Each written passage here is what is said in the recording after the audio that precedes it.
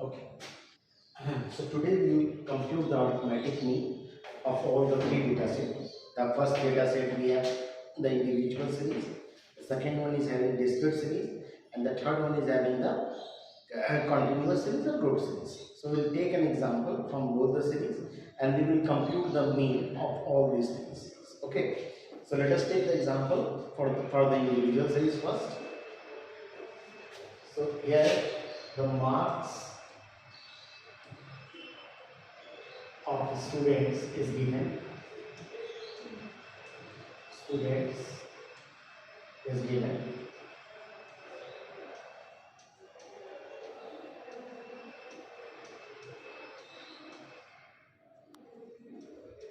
So that is the data of individual series. That is the data of individual series. The individual series are simply the data which is only having the sizes, they don't have any frequency. Okay. So we will compute the mean of this particular series, and for the computation of mean in individual series we generally use the three methods. The number one is the direct method, and then second one is the assumed mean method. We will solve this example by both the methods. There is also the third one, the state derivation method, but we generally use that particular method for the continuous series. Okay, so we are solving this particular problem by direct method. For direct method, formula for mean is direct method. Formula for mean is x bar is equal to summation of x by n. And for assumed mean method, assumed mean method, assumed mean method formula is x bar equal to a plus summation of dx by n. Summation of dx by n, where n is the number of observations. Summation of x means total summation of all the observations, and here in this case we take is as a assumed mean. We can take any value from that particular distribution and we find the deviations from that assumed mean, and we use that particular formula to calculate. From both the formula the answer will come similar. Okay, so we'll take from first we used to solve by direct method, that is the value of x. So we'll start summation of x. Summation of x is equal to 6, 5, 11, 6, 17, 17, 5, 22, 22, 8, 30, 35, 3, 4, 7, 11, 15, 19, 19, 3, 22 and 25. You can check that 6, 5, 11, 17, 22, 20, 30, 35, 3, 3, 6, 9, 4, 30, 70, 4, 21, 25. Okay. So now we compute the x bar. X bar is equal to summation of x by n. So number of observation here are 1, 2, 3, 4, 5, 6.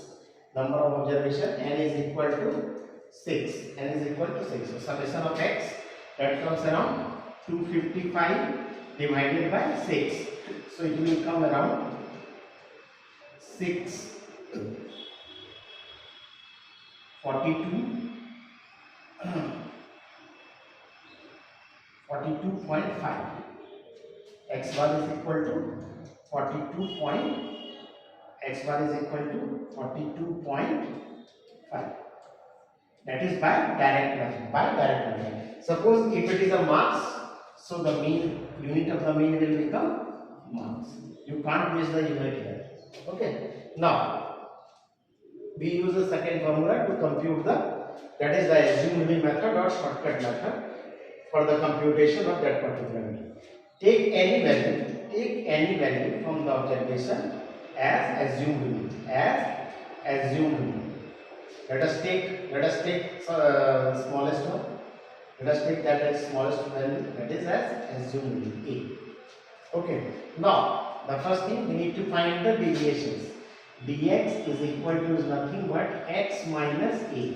Means from each individual value of x we need to subtract the assumed mean. A value of A you have to write in the tabulation part, that is A is equal to 35.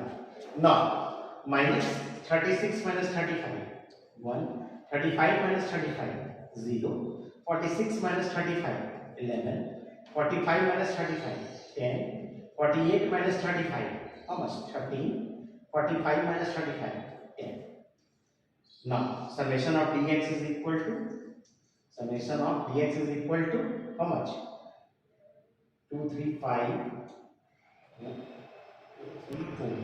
45, right? So we have computed the summation of dx, summation of dx, that is called the deviations. Mark my words, that is called deviations. That is called deviations. Now we have computed the summation of dx part.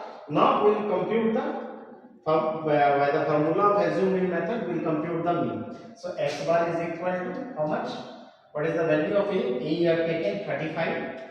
35 plus summation of dx. Summation of dx is nothing but 45 divided by, and n is equal to 6.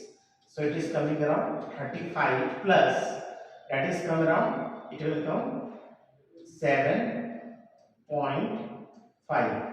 So it will become 42 point, x bar is equal to 42.5. So from both the methods you can see that our mean doesn't change.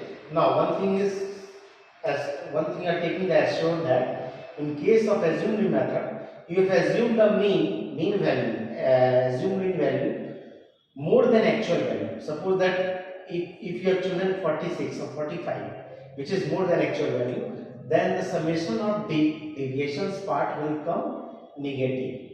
So that particular part will become negative and actual mean will come through that. Similarly, if you have taken the assumed mean less than the actual mean, in that case you can see that is 42.5 and you have taken 35 as assumed mean, which is less than the actual mean. So in that case the summation of dx part will come positive. In that case you can see that comes under the positive part. So it will become, so that 35 and they can add some, so that they can reach to the actual mean. Okay.